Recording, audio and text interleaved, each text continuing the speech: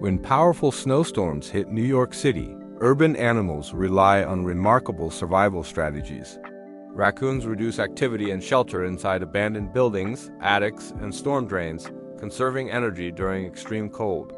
Squirrels retreat to tree cavities and nests, surviving on cached food stored weeks earlier.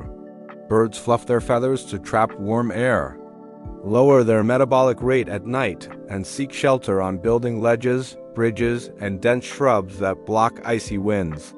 Pigeons and sparrows often roost near heat sources, including subway grates and ventilation systems. Rats and mice move deeper underground, where temperatures remain stable and food waste is more accessible.